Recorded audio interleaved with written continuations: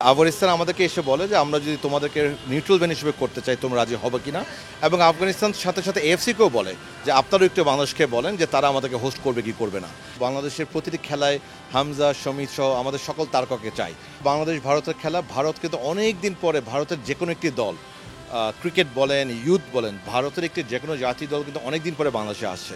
So definitely একটা অত্যন্ত high voltage match, এবং একই সাথে একই দিনে আফগানিস্তান এবং মায়ানমারের খেলা। সো ডেফিনেটলি অনেক বড় চ্যালেঞ্জ, বাট আপনি জেনে খুশি হবেন আমার সম্মানিত সভাপতি তার সেই কনফিডেন্স আছে বলেই কিন্তু সেটা তিনি লুফে নিয়েছেন। গত এক বছরে বাংলাদেশের ফুটবলের কদর কতটুকু বেড়েছে তা বুঝতে হলে খুব বেশি দূরে যেতে হবে না, এই একটা উদাহরণই যথেষ্ট। প্রথমবারের মতো নিরপেক্ষ ভেন্যু হিসেবে আন্তর্জাতিক ম্যাচ আয়োজন করতে যাচ্ছে বাংলাদেশ।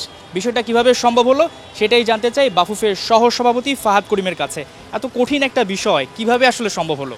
ধন্যবাদ আপনাকে। আমি মূলত এই কৃতিত্বটা দিতে চাই আমাদের সম্মানিত সভাপতি তাবিদ আউয়াল সাহেবকে, এবং ডেফিনেটলি তার আন্ডারে আমরা যারা কমিটি আছি এবং আমাদের ম্যানেজমেন্ট সকলকে, এবং বিশ্বাস করেন আপনারা এবং ফ্যানরাও কিন্তু এটাতে একটি রোল প্লে করেছেন। আপনি জানেন যে আমাদের বিগত যে 3টি খেলা আয়োজন হয়েছে, এফসি কোয়ালিফায়ার্স এবং একটি ফিফা ফ্রেন্ডলি, ভুটানের সাথে ফ্রেন্ডলি, তারপরে সিঙ্গাপুর এবং রিসেন্টলি হংকং, এই 3টি খেলার আয়োজন নিয়ে এএফসি সহ এশিয়ার সকল ফুটবল ফেডারেশনে কিন্তু অনেক পজিটিভ আলোচনা হয়েছে। They were very impressed to see বাংলাদেশে ব্যাক টু ব্যাক এত বড় বড় খেলা আলহামদুলিল্লাহ অত্যন্ত সফলভাবে আয়োজন হচ্ছে।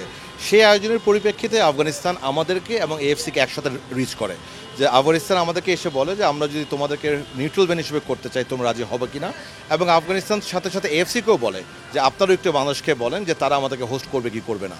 সম্মানিত সভাপতি যখন সৌদি আরবে ছিলেন এএফসি কংগ্রেসেই কিন্তু এই আলোচনা হয়, এবং আমি মনে করি ফুটবল ডিপ্লোমেসি কিংবা ফুটবল কূটনীতিতে আমাদের সম্মানিত সভাপতির আরও একটি বড় অর্জন, তিনি সাথে সাথে সব এই অফারটা লুফে নেন এবং বাংলাদেশকে ফুটবলিং ওয়ার্ল্ডে আরও এক ধাপ এগিয়ে নিয়ে গেল।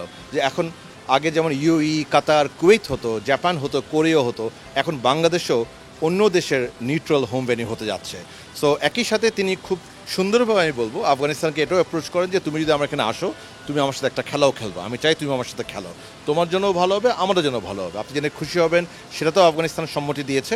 আমরা দুটো ডেট বলেছি, 12 এবং 13, এবং হেড কোচের সাথে আলাপ করে সেটা ফাইনাল হবে। বাট আলহামদুলিল্লাহ, প্রথমত আমরা নিউট্রাল হোম ভেন্যু হতে যাচ্ছি, দ্বিতীয়ত ভারতের খেলার আগে আমরা একটি প্রস্তুতি ম্যাচ খেলবো ইনশাআল্লাহ আফগানিস্তানের সাথে।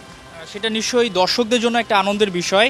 এই ম্যাচটাতে কি হামজা শমিদের পাওয়া যাবে কিনা 12 অথবা 13, যেহেতু 8 তারিখের পর আসলে তাদের সেভাবে কোনো খেলা নেই, আপনারাও নিশ্চয়ই প্রত্যাশা করছেন যে হামজা শমিদ তাদেরকে পাবেন। দেখুন, সহসভাপতি নয়, একজন ফ্যান হিসেবে আমি তো বাংলাদেশের প্রতিটি খেলায় হামজা, শমিত সহ আমাদের সকল তারকাকে চাই।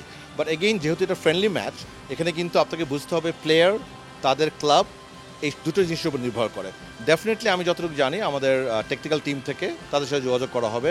The moment the date is locked, যখন এই ডেটটা লক হয়ে যাবে তাদেরকে অফিসিয়ালি আমাদের জানাতে হয়। সো তারপরে তাদের অ্যাভেলেবিলিটি, তাদের কী কমিটমেন্ট আছে আমার তো জানা নেই, বাট ডেফিনেটলি আমরা তাদেরকে চাবো এবং আমরা আশা করি ইনশাল্লাহ তারা হয়তো খেলতে পারবে। বাট এখানে আমার মনে হয় যেটা অত্যন্ত গুরুত্বপূর্ণ সেটি হলো যে আফগানিস্তান একটি শক্তিশালী দল। সো তাদের সাথে যদি আমরা খেলি, আমার মনে হয় আমাদের দলগত যে প্রস্তুতির যে ব্যাপারটা আছে, সেই প্রস্তুতিতে এটি একটি ভালো এবং পজিটিভ রোল প্লে করবে ইনশাআল্লাহ। 18 নভেম্বর বাফুফের জন্য এবছরের সবচেয়ে কঠিন একটা চ্যালেঞ্জ বলা যায়। একদিকে বাংলাদেশের সঙ্গে ভারতের ম্যাচ, বিগ ম্যাচ হতে যাচ্ছে, অন্যদিকে আফগানিস্তান, মিয়ানমার। একসাথে দুটো বিষয় সামলাবেন কিভাবে? আপনারা কিভাবে নিরাপত্তার বিষয়গুলো দেখভাল করবেন? ডেফিনেটলি আমি মনে করি এটা একটা হিস্টোরিক ডে, ঐতিহাসিক ডে বাংলাদেশের ফুটবলে। প্রথমত বাংলাদেশ ভারতের খেলা, ভারত কিন্তু অনেক দিন পরে ভারতের যে কোনো একটি দল, ক্রিকেট বলেন, ইউথ বলেন, ভারতের একটি যে কোনো জাতীয় দল কিন্তু অনেক দিন পরে বাংলাদেশে আসছে। সো ডেফিনেটলি একটা অত্যন্ত হাই ভোল্টেজ ম্যাচ, এবং একই সাথে একই দিনে আফগানিস্তান এবং মায়ানমারের খেলা। সো ডেফিনেটলি অনেক বড় চ্যালেঞ্জ, বাট আপনি জেনে খুশি হবেন আমার সম্মানিত সভাপতি তার সেই কনফিডেন্স আছে বলেই কিন্তু সেটা তিনি লুফে নিয়েছেন। সো ডেফিনেটলি এটি বড় চ্যালেঞ্জ, বাট সেই চ্যালেঞ্জ মোকাবেলার জন্য আমরা প্রস্তুত, এবং আমরা এখন পর্যন্ত আমাদের সরকারি সকল মহলে সর্বাত্মক সহায়তা পেয়েছি, যার জন্য আমরা অত্যন্ত কৃতজ্ঞ। আমার মনে হয় ফুটবলের আজকে যে নবজাগরণ, সেখানে কিন্তু আমাদের সরকারি সকল মহলের এই পজিটিভ অ্যাটিটিউডটা অত্যন্ত হেল্পফুল। আমরা বিশ্বাস করি সেই সহায়তা অব্যাহত থাকবে, এবং আমাদের যে ক্যাপাসিটি আছে, আমাদের সরকারের যে আইন শৃঙ্খলা বাহিনী আছে, বাংলাদেশ সেনাবাহিনী আছে, এবং আমাদের কনসার্ন মিনিস্ট্রি এবং ন্যাশনাল স্পোর্টস কাউন্সিল, মোফা, সকলের সহযোগিতায়, স্বরাষ্ট্র সকলের সহায়তায় আমরা বিশ্বাস করি অত্যন্ত সফলভাবে আমরা এই দুটো খেলা আয়োজন করতে পারবো ইনশাআল্লাহ। বাংলাদেশ এশিয়ান কাপ থেকে ছিটকে গেছে, কিন্তু দর্শকদের মন থেকে কিন্তু ছিটকে যায়নি। সেক্ষেত্রে আগে দুটো ম্যাচ বাংলাদেশে হয়েছে, দর্শকদের টিকিট নিয়ে কারাকারি বিষয়টা দেখতে পেয়েছি। ভারত ম্যাচে শোনা যাচ্ছে যে টিকিটের দামটা বেড়ে যেতে পারে, কিন্তু তারপরও দর্শক সেই ম্যাচটা দেখতে পারে। এখন পর্যন্ত আপনাদের কোনো আলোচনা হয়েছে কিনা টিকিটের বিষয়ে? ডেফিনেটলি আপনি নোটিস করবেন, আমরা কিন্তু সিঙ্গাপুর ম্যাচের যে প্রাইসিং ছিল, হংকং ম্যাচে কিন্তু প্রাইসিংয়ে একটু ইনক্রিজ হয়েছে। সো আমি মনে করি কিছুটা বৃদ্ধি ডেফিনেটলি হবে, স্পেশালি হসপিটালিতে।